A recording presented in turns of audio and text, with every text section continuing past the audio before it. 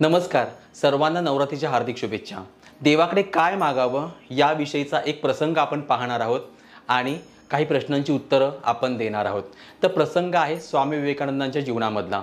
स्वामी विवेकानंदांचं कुटुंब जे आहे ते कलकत्त्यामधलं गर्भश्रीमंत कुटुंब होतं, पण कालांतराने परिस्थिती ढासळली आणि स्वामी विवेकानंद जे आहे ते तरुण वयामध्येच त्यांना थोडं विवेकाची वैराग्याची ओढ लागली, देवाची भक्ती त्यांना करावीशी वाटली आणि त्यामुळे ते बराचसा काळ त्यांचा जो आहे तो काली मातेच्या आणि रामकृष्ण परमहंसांच्या सानिध्यामध्ये जायचा। तर एकदा झालं असं की स्वामी विवेकानंद घरी गेले होते आणि आई जी आहे ती एकटीच होती आणि ती म्हणाली की अरे बघ ना, तुझे वडील पण नाही आहेत आणि ही तुझे भावंडं जे आहेत ही सगळी लहान भावंडं आहेत आणि आज खरं सांगू का, खायला घरामध्ये अन्नाचा कण देखील नाही आहे। तू त्या काली मातेकडे जातोस ना, तिला सांग ना काहीतरी, जा तिला प्रार्थना कर, तिला सांग की मी तुझी भक्ती करतो, मला या काय गोष्टी देत नाहीस म्हणून, माझ्या घरी एवढी अन्नान्न दशा झालेली आहे। आणि त्यावेळेला स्वामी विवेकानंद तडक उठले आणि ते काली मातेच्या मंदिरामध्ये गेले। मंदिरामध्ये गेले तर त्यांचे गुरु जे आहेत रामकृष्ण परमहंस म्हणजे ठाकूरजी हे बाहेर बसलेले होते आणि नरेंद्र म्हणजे विवेकानंद जे आहे त्यांनी ठाकूरजींना आपली सगळी गोष्ट सांगितली। त्यावेळेला ते म्हणाले की अरे काली मातेकडे जा, ती तुझ्या सगळ्या इच्छा पूर्ण करेल।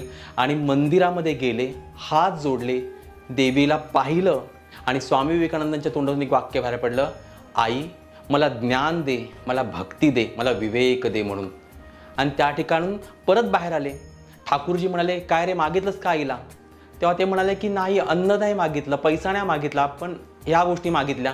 अरे परत जा। परत गेले, कंठ सद्गदित झाला होता, हात जोडले, काली मातेला पाहिलं आणि विवेकानंद म्हणाले की आई मला भक्ती दे, मला ज्ञान दे, मला विवेक दे म्हणून। परत बाहेर आले, आता मागितलंस ना? ठाकूरजी म्हणाले नाही मागितलं म्हणाले। अरे परत जा आणि माग त्या देवीला।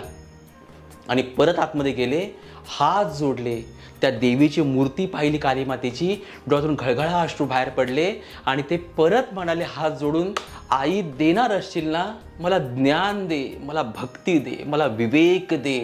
आणि स्वामी विवेकानंद जमिनीवर पडले, बराच वेळ काली मातेच्या त्या चरणाशी पडून राहिलेले होते। बाहेर आले, ठाकूरजींना समजलं रामकृष्णांना की नक्की काय झालेलं आहे म्हणून आणि तेव्हा त्या नरेंद्रच्या जवळ गेले, नरेंद्रच्या पाठीवर हात त्यांनी ठेवला आणि ते म्हणाले नरेंद्रा, अरे खरंच मोठा झालास रे, आज तुला समजलं की देवाला काय मागायला पाहिजे म्हणून।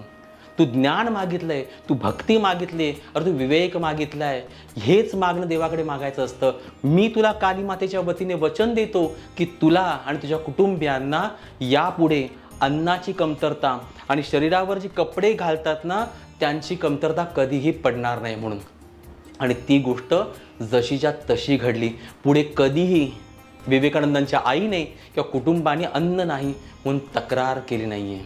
खरं सांगतो, देवाकडे जाल ना तेव्हा हात जोडा आणि एकच मागा, देवा देणार असशील ना, मला ज्ञान दे, मला भक्ती दे, मला वैराग्य दे, मला विवेक दे। अरे तू तर करुणामय आहेस, आपल्या भक्तांचं रक्षण तू करतोस, त्याला सगळ्या गोष्टी माहिती आहेत, तुम्हाला काय हवंय, कोणत्या वेळेला कोणती गोष्ट पाहिजे हे सगळं त्यांना माहिती आहे। आणि आत्ता माझी अवस्था थोडीफार अशीच आहे, जी काही साधना करून घेतोय देव या माध्यमातून एकच आहे की देवाला एकच मागणं मागितलं जात आहे, देवा मला ज्ञान दे, मला भक्ती दे म्हणून, बस। हे मागणं जर आपण देवाला मागितलं ना, मी खरं सांगतो आयुष्यामध्ये कधीच कोणत्या गोष्टीची कमतरता आम्हाला पडणार नाही आहे। आम्ही जी साधना करतोय ना आता, ह्या साधनेमधून ही गोष्ट साध्य होणार आहे। मला एक फोन आला होता आणि त्यांनी मला विचारलं, सत्य परिस्थिती आहे, सत्य प्रसंग आहे की ते म्हणाले की मी साधना तर करेल पण याचं फळ मला नक्की मिळेल ना? फळ देणं न देणं हे त्याच्या हातामध्ये, साधना करणं हे आपल्या हातामध्ये आहे। आणि आपण जेव्हा साधना करतो ना तेव्हा देव किंवा देवी वचनबद्ध असते, जे गीतेमध्ये सांगितलंय, अनन्या निश्चयंतो मा जनाः पर्युपासते तेषा सतत युक्तानां योगक्षेमं वहाम्यहम। तू फक्त सतत तुझं नित्य कर्म कर, तुझा योग आणि क्षेम मी चालवेल। हे कृष्णाचं वाक्य आहे, कधीही हे फेल जाणार नाहीये, कधी हे वाक्य संपणार नाहीये, पुसणार नाहीये काळाच्या पटलावरती, लक्षात ठेवा। एक प्रसंग आलेला आहे आणि विचारलंय की सौभाग्यवतीने कुंकुमार्चन केलं तर चालतं का? आणि कुंकुमार्चन फक्त ललिता पंचमीच्या दिवशी करायचं का? पहिला प्रश्न जो आहे ना, हा अविवेकाचा प्रश्न आहे। जी आई जगदंबा सगळ्यांना समान मानते. आपण भेदभाव करतो की फक्त सौभाग्यवतींनी करायचं का, मुलींनी करायचं का, लहान मुलांनी करायचं का, मोठ्या माणसांनी करायचं, असं काही नाही आहे. देवीचं स्वरूप जे आहे ते इतकं सुंदर आहे, इतकं प्रगट आहे, इतकं मंगलमय आहे का जगामधल्या कुठलाही व्यक्ती देवीची उपासना करू शकतो. मग ती सौभाग्यवती असू दे किंवा ती वयस्कर व्यक्ती असू दे किंवा लहान मुलगा असू दे. भागवतामध्ये एक अतिशय सुंदर वर्णन आलेलं आहे आणि त्याच्यामध्ये असं आहे का भागवतामध्ये सांगतात की मुके प्राणी जे आहेत, गायी जे आहेत, हरण जे आहेत, जेव्हा कृष्ण गायींना चरायला घेऊन जातो त्यावेळेला ते देवाची भक्ती करू शकत नाही, देवाचे गुणगान गाऊ शकत नाही, तेव्हा त्या सगळ्या प्राण्यांनी त्यांच्या नजरेने देवाची भक्ती केलेली आहे म्हणून. आणि ही भक्ती देखील देव जो आहे तो मान्य करून घेत असतो. आणि त्याचबरोबर की ललिता पंचमीच्या दिवशी करायचं का, तसं काही नाही आहे. तुम्हाला ज्या दिवशी वाटेल त्या दिवशी तुम्ही मन प्रसन्न करून कोणत्याही वेळेला तुम्ही हे कुंकुमार्चन किंवा देवाची भक्ती तुम्ही करू शकता. पण कुंकुमार्चन कधी करायचं याचं वर्णन शास्त्रामध्ये आहे. तर पंचमीला, सप्तमीला, अष्टमीला, मंगळवारी, शुक्रवारी आणि पौर्णिमेच्या दिवशी, मग कुठल्याही महिन्यामधली पौर्णिमा असू दे, कुठल्याही पक्षामधली सप्तमी, नवमी असू दे, या दिवशी तुम्हाला कुंकुमार्चन करण्याचं शास्त्राने सांगितलेलं आहे. बिनधास्त करा. एक लक्षात घ्या की भक्तीने तुम्ही देवाची पूजा करा, भीतीने करू नका. तुमच्या माझ्या मनामध्ये भीती असते म्हणून आपल्याला असे प्रश्न पडतात. भीती नको, भक्ती पाहिजे, भक्ती वाढवा. एवढंच या व्हिडिओच्या माध्यमातून आज मला सांगणं आहे. काय मागावं देवाकडे, तर ज्या मगाशी गोष्टी सांगितल्या त्या मागा.